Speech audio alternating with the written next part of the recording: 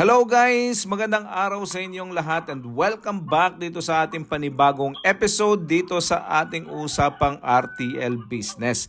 Ngayong araw na ito po excited ako dahil pag-uusapan po natin yung aking mga karanasan kung paano natin patataasin yung egg production ng ating mga RTL chicken.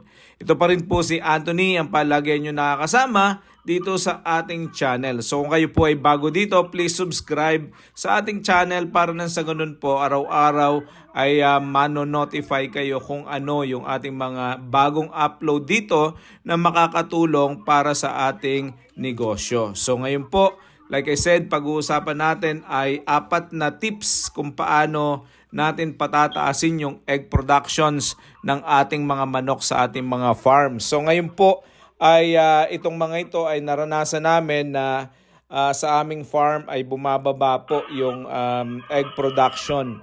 At nakita ko sa pag-aanalisa sa mga dati naming ginagawa at sa mga tinigil naming gawin at sa mga ginawa naming iba ay nakaka-apekto dun sa egg production. So inanalyze natin kung paano natin makikita yung mga differences noong mga iba't ibang proseso, program na ginagawa natin sa ating farm. So ngayon po, pag-uusapan natin itong mga 4 na tips kung paano natin ma-maintain at papapagandahin yung production ng ating mga manok. So unang-una po, kailangan talaga na equally distributed at ang healthy yung mga feeds na pinapakain natin. So ngayon pong araw na ito ay mahalaga na makita natin, maobserbahan at ma-analyze yung mga feeds na binibigay natin.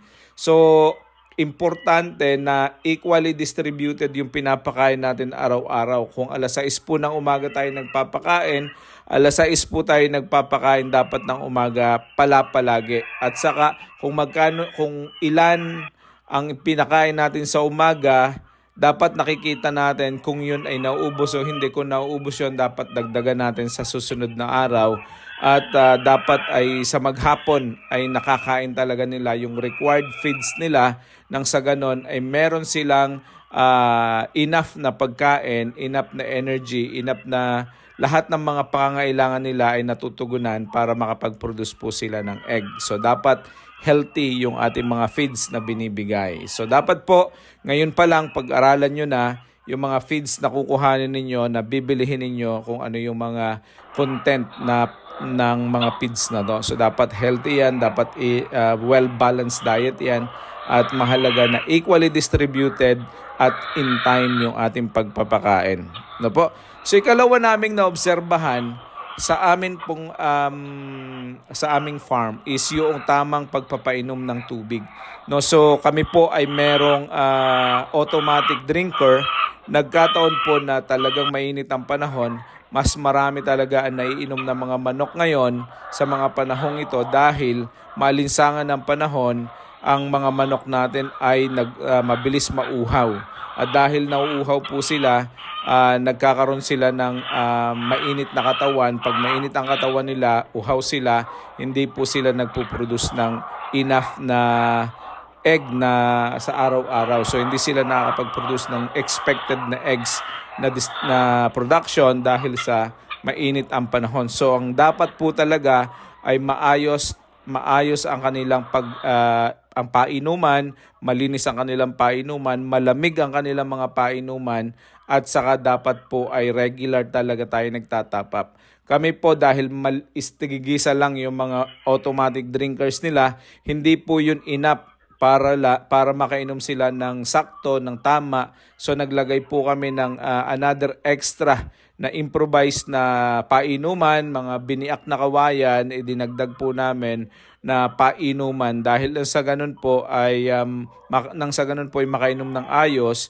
yung aming mga manok. So nakikita po namin na ito isa sa mga nakakaapekto kapag hindi nakakainom ng tama, maayos at malinis na inumin ang mga manok natin. Bumababa ang production ng kanilang mga itlog. So yan po yun. Tandaan natin na bigyan natin sila ng tama at maayos, malinis na inumin. Ikatlo pong nakita naming dahilan ng pagbaba ng mga RTL eggs natin, yung pagbaba ng itlog ng mga manok natin is yung pagbabawas ng regular nilang vitamins, no. Ako po ay sinubukan namin na dati araw-araw kami nagpapainom, tapos ginawa naming 3 times a week.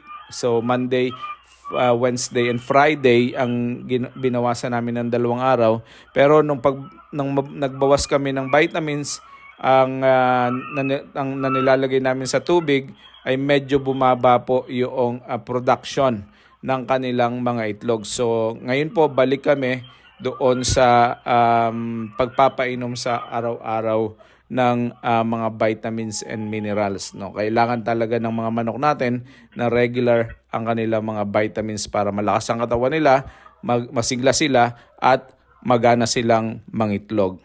Ikaapat po at pinakahuli na tip natin ay dapat maobserbahan ninyo na yung mga manok natin ay hindi nagkakasakit. Dapat po ay healthy ang ating mga manok. Lagi pong ugaliing i-check ang kanilang mga beak, yung kanilang mga tuka, yung mga ilong nila, kung meron po silang sipon. Yan, lagi po natin i-check yan.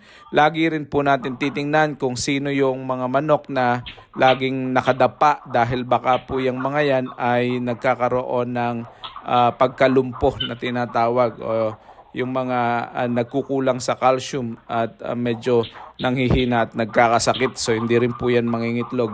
Lagi din po natin titingnan ang kanilang mga ipot kung ito ay may mga kulay, no, kasi iba-ibang kulay, may mga iba-ibang indikasyon ng pagkakasakit.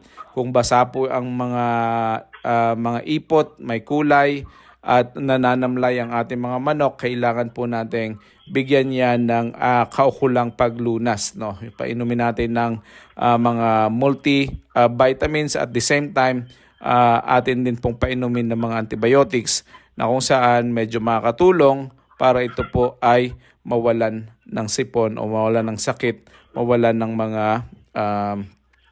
mga bakterya na pumapasok sa ating mga manok. So guys, yun po, ngayong araw na ito sana nakatulong. Isa-isahin po natin ulit. Dapat po ay equally distributed yung mga pagkain natin at healthy yung feeds na kinakain nila. Ikalawa, dapat po talaga tama ang pagpapainom ng tubig, malinis at regular. Regular vitamins and minerals na pagpapainom, at dapat healthy po yung mga manok natin. Kapag ka po itong 4 na ito ay kumpleto sa ating mga manok, umasa po kayo na ang lahat ng mga manok natin ay makakapag-produce ng magandang quality ng itlog at maraming numbers ng itlog araw-araw. Kapag ka po 1-2 sa mga ito ay missing, asahan ninyo na bababa ang production ng inyong mga manok. Isa po ito sa mga nakikita naming resulta sa pag-aalaga namin ng mga manok, ng mga RTL chicken dito po sa aming mga farm. So, yun lang po. Maraming salamat. Thank you so much sa pakikinig, panunood at pagsama dito sa ating pang-araw-araw na pag-aaral sa ating mga RTL chicken. So, kung kayo po ay may mga katanungan, just comment down below at sabay-sabay po natin, sama-sama natin pag-aralan, at nang sa ganun po ay sama-sama tayong matuto. Yun lang po. Maraming salamat. God bless. See you all in the next video. Bye-bye.